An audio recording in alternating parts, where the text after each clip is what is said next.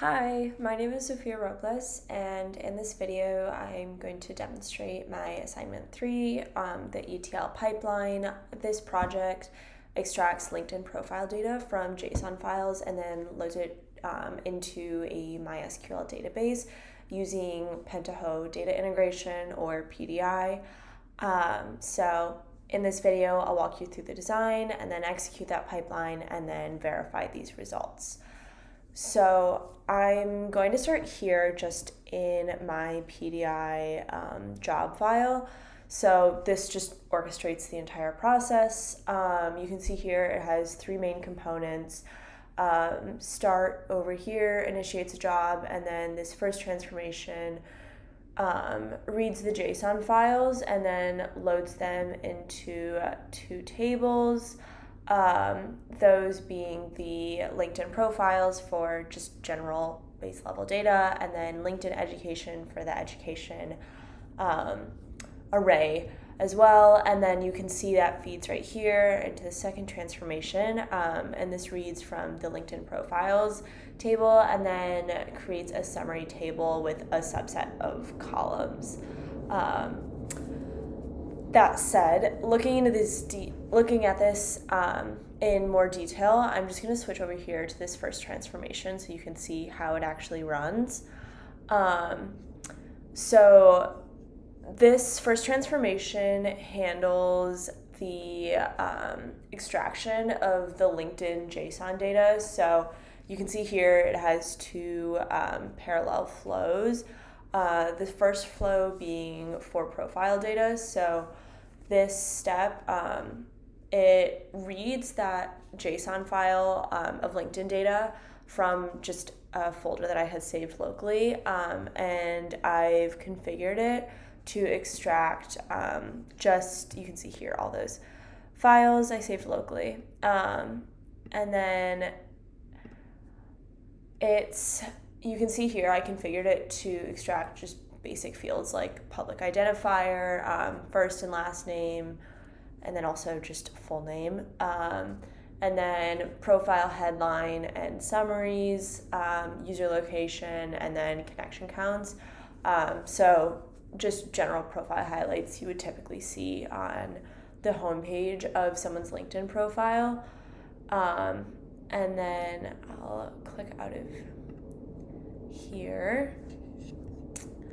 And then you can see that JSON input, or the first JSON input, feeds right into this icon here, table output, and this loads the extracted data into the LinkedIn profiles table. So you can see that here. So I also just enabled the truncate table just to implement that destructive load. So the table's emptied before each load, just for data freshness.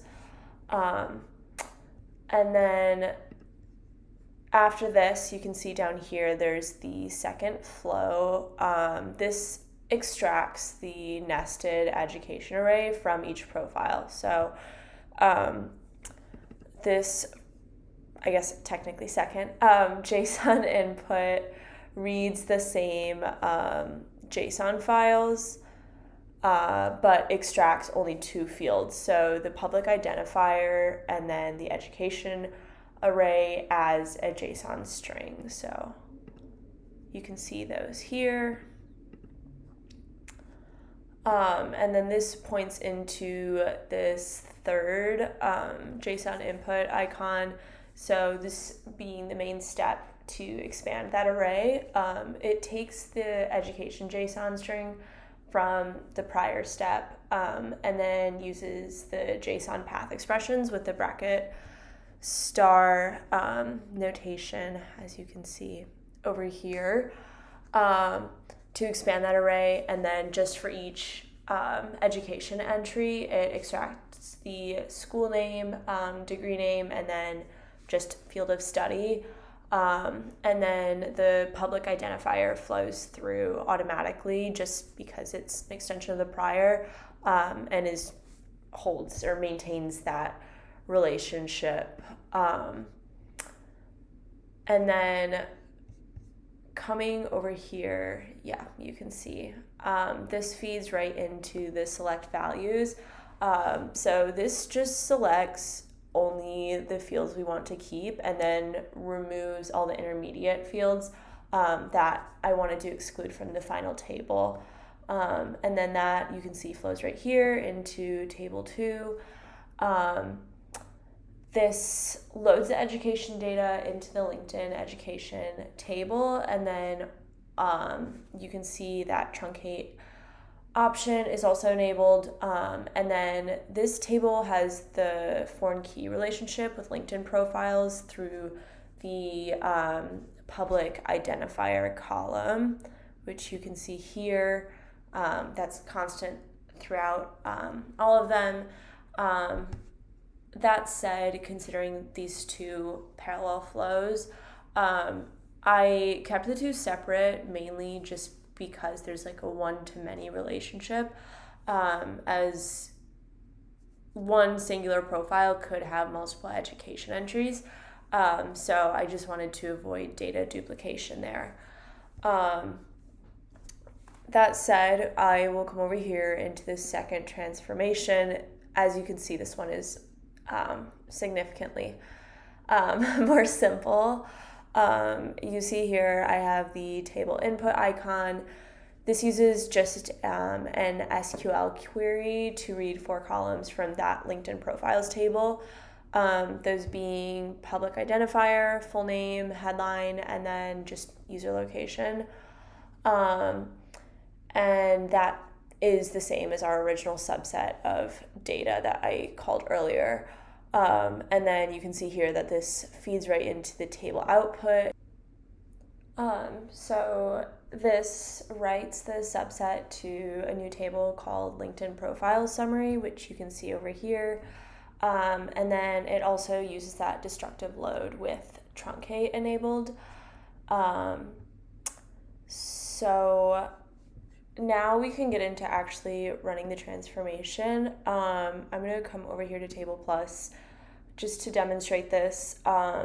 Before recording the video, I ran all of these queries, but just to demonstrate it, I needed to truncate all 3 tables because of the foreign key relationship between the LinkedIn profiles and education tables. I need to disable the foreign key checks temporarily and then truncate all the tables and then re-enable those checks.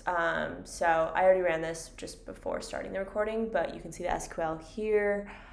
And so I'll switch back over here to PDI and then switch into the job and run the transformation.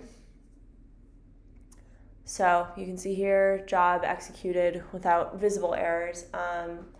The start step went through transformation 1, processed all the JSON files, extracted profile and education data into separate tables, and then once that transformation finished, transformation 2 seems to have run, just reading from that LinkedIn profiles table and then creating the summary table.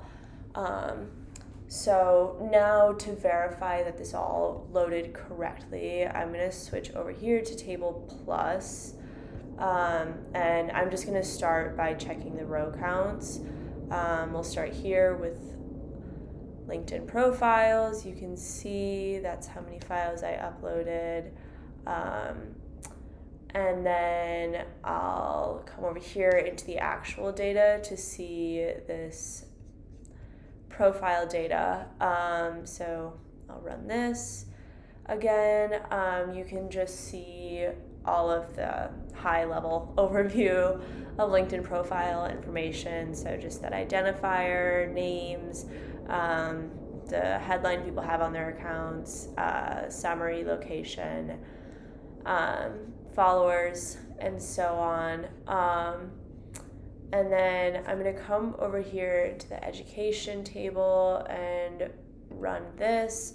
So you can see here, this just shows that more expanded education array. So each row representing 1 degree or certification. You can see the differentiation there.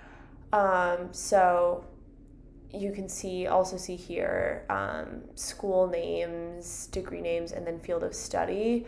And that is all pointing back to this public identifier column of the parent profiles table that we just looked at. So I'll come over here just into this summary table or query to see an overview. You can see there again, name, public identifier, headline, location.